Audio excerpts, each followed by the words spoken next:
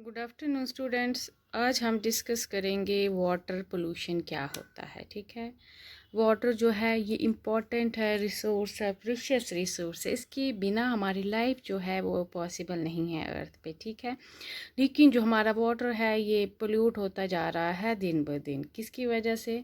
एक तो हम एक्सेसिव यूज़ कर रहे हैं और केयरलेसनेस की वजह से। ठीक है, और इसकी वजह से जो हमारा ड्रिंकिंग वाटर है वो भी धीरे धीरे कम हो रहा है।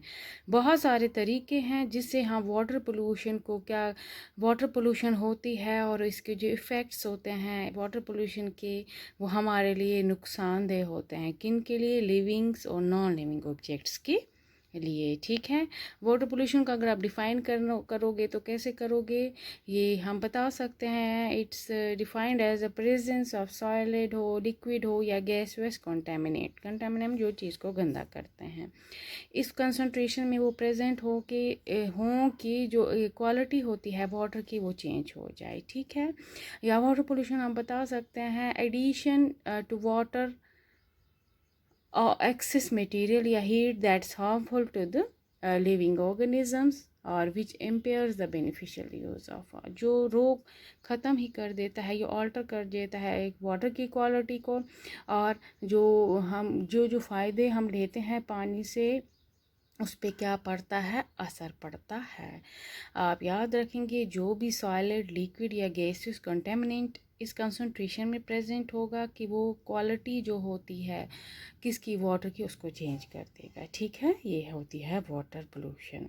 उसके बाद हम बताएंगे इफ़ेक्ट्स क्या हैं वाटर पोल्यूशन के। एक तो डिसऑर्डर्स हैं, बहुत सारे पोल्यूटेंट्स होते हैं प्रेजेंट वाटर में, जैसे सोडियम है। ये क्या करता है? अगर ये वाटर के साथ हम लेंगे, वाटर के थ्रू हमारे में आएंगे तो इससे हार्ट की प्रॉब्लम हो सकती है।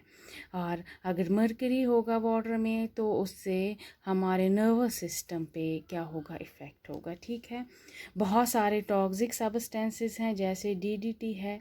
ये क्या करता है? ये क्रोमोसोमल चेंज से करता है हमारी बॉडी में। ठीक है, कुछ पेस्टिसाइड्स हैं जैसे मिथाइल है, मरकरी है। ये सारे ऑर्गेनिजम्स की बॉडी में जाएंगे, वहाँ से जहाँ जैसे हम पानी लेंगे पीने के लिए, इससे क्या होगा? ये हमारी बॉडी में और एक्यूमुलेट करेंगे।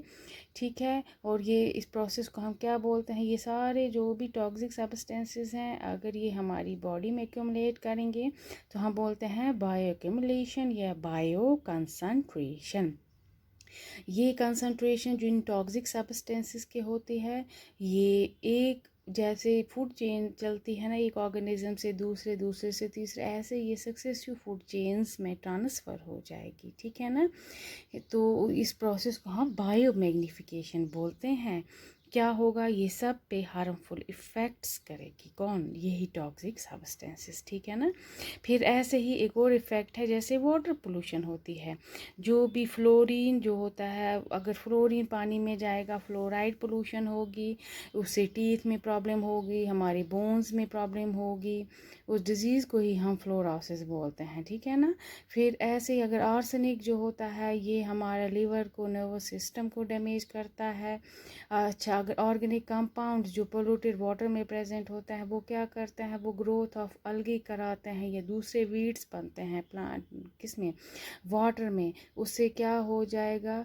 वो ज़्यादा से ज़्यादा ऑक्सीजन जो होता है वो किस में डिज़ोल्व हो जाएगा? वाटर में।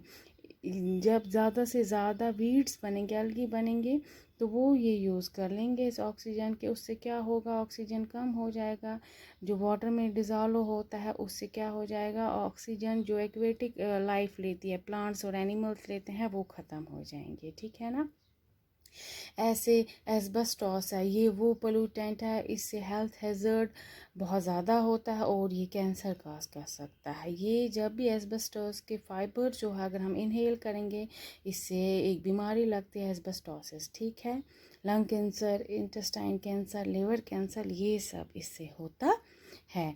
ऐसे ही अगर हम मरकरी देखेंगे, मरकरी जो होते हैं ये हेल्थ में भी प्रॉब्लम करते हैं और एनवायरनमेंट में भी करते हैं। ये नॉन बायोडिग्रेडेबल होता है, ये हमारे एनवायरनमेंट से इतनी जल्दी क्लीन नहीं होता है। ठीक है, ये एनिमल हेल्थ को भी हार्मफुल होता है एनिमल हेल्थ के लिए। ठीक है, ये उनमें मरकरी पॉइजनिंग करता है, ठीक है। ऐसी फॉस्फेट्स जो वाटर में होता है, जब भी हम फर्टिलाइज़र ज़्यादा से ज़्यादा यूज़ करते हैं तो फॉस्फेट ज़्यादा यूज़ होंगे, वो कहाँ जाएंगे, हमारे सॉइल से रिवर्स में, लेक्स में जाएंगे, वहाँ पे यूट्रॉफिकेशन होती है, ठीक है। यूट्रॉफिकेशन वजह से मैरीन एनवायरनमेंट जो होता है वो डिस्टर्ब होता है।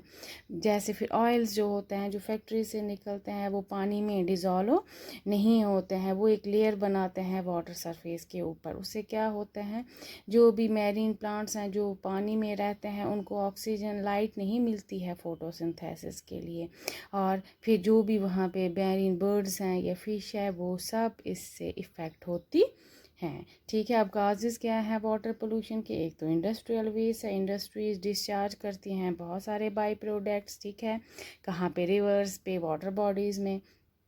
फिर वो रिवर्स जो होते हैं वो बैडली पोल्यूट हो जाते हैं। इंडस्ट्रीज से भी बहुत सारा पेपर, पल्प, टेक्सटाइल से, डिस्टिलरी से, स्टील इंडस्ट्री, जो भी वेस्ट निकलता है वो कहाँ जाता है, वो हमारे वाटर में जाता है, ठीक है। एक और इंडस्ट्रियल वेस्ट एक काज है, दूसरा एग्रीकल्चरल केमिकल्स हैं, जैसे हम फर्टिलाइज़र्स का यूज़ करते हैं, ज़्यादा से ज़्यादा यूज़ करेंगे तो ज़्यादा नाइट्रोजन, फास्फोरस, ये सारा एक्यूमुलेट हो जाता है ज़मीन पे। जब भी पानी रेनफॉल वगैरह होता है ये सारा कहाँ वॉश अप हो जाता है, कहाँ पे, हमारे वाटर बॉडीज़ में, और वाटर को पोल्यूट कर देती हैं। ऐसे ही पेस्टिसाइड्स हम यूज़ करते हैं, ये सिर्फ पेस्ट को नहीं किल करते हैं, ये दूसरे हेल्पफुल ऑर्गेनिजम्स को भी किल करते हैं, और इनका जो इफ़ेक्ट होता है वो लॉन्ग टर्म होता है, ठीक है। ऐसे ही डोमेस्टिक वेस्ट है, जो डोमेस्टिक वेस्ट जो हमारे घर से निकलता है, ह्यूमन कम्युनिटी से निकलता है, इसमें 99% वाटर होता है, 1% सॉलिड होता है, जिसमें से 70% हमारे ऑर्गेनिक मटेरियल्स होते हैं और 30% जो होते हैं वो इनऑर्गेनिक होते हैं। ये इन सब को ये डिस्पोज हो जाते हैं, जब हम इनको ट्रीट नहीं करते हैं प्रॉपर्ली तो ये कहाँ चले जाते हैं, हमारे लेक्स में, रिवर्स में, ठीक है ना, वहाँ पे ये पोल्यूशन काज करते हैं। ऐसे थर्मल और रेडियो एक्टिव वेस्ट है, जो भी हमारे न्यूक्लियर पावर प्लांट से निकलते हैं, वो सारे न्यूक्लियर रिएक्टर्स, एक्सप्लोजन्स, जो भी रिसर्च लैब में न्यूक्लियर पावर प्लांट्स पे काम होता है, ये सारे रेडियो एक्टिव वेस्ट जो हैं वो वाटर में डिस्चार्ज करते हैं। ये बहुत ज़्यादा टॉक्सिक होते हैं, ठीक है ना, और बहुत नंबर ऑफ जनरेशन्स को ये इफ़ेक्ट करते हैं, ठीक है। ऐसे बायोडिग्रेडेबल और नॉन बायोडिग्रेडेबल वेस्ट होते हैं। बायोडिग्रेडेबल मींस ऑर्गेनिक मैटर जो डोमेस्टिक सीवेज से निकलता है, ये डिकम्पोज होता है माइक्रो ऑर्गेनिज्म से, आर्टिफिशियल या नेचुरल मीन्स से।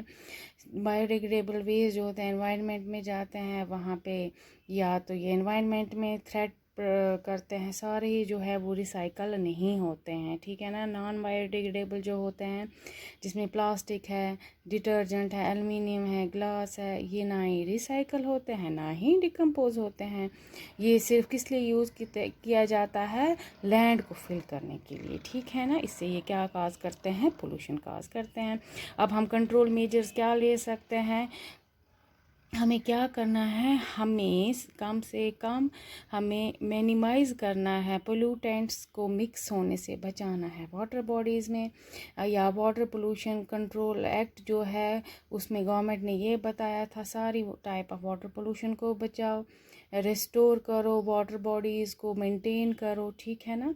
ऐसे ही हर एक इंडिविजुअल को चाहिए कि वाटर क्वालिटी का ध्यान रखें और वाटर को पोल्यूशन से बचाएं, ठीक है। इंडस्ट्रीज़ जो होते हैं उनको भी ट्रीट करना चाहिए उससे पहले कि वो जो भी पोल्यूटेंट है वो वाटर बॉडीज़ में डिस्चार्ज करें, ठीक है।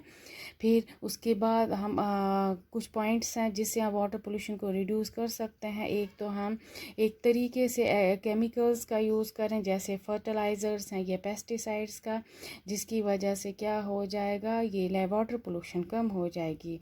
या हम किसका यूज़ करें, नाइट्रोजन फिक्सिंग प्लांट्स का, जिसमें नाइट्रोजन वगैरह फॉस्फोरस की यूज़ ना हो। फर्टिलाइज़र्स का सप्लीमेंट में हम क्या यूज़ कर सकते हैं, नाइट्रोजन फिक्सिंग प्लांट्स, ठीक है। या इंटीग्रेटेड पेस्ट मैनेजमेंट हम अडॉप्ट करें ताकि हम पेस्टिसाइड से उनका यूज़ कम कर सकें, ठीक है ना।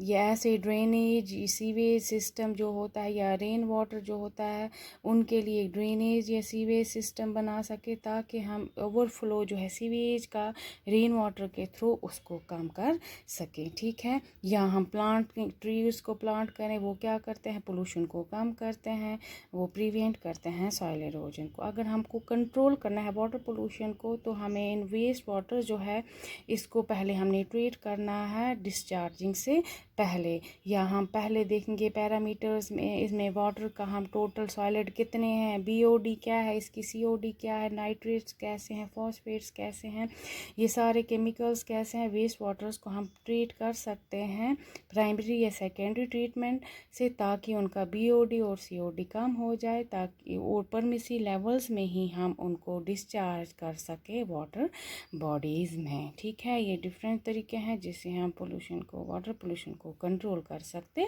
हैं। ठीक है, ओके, थैंक यू।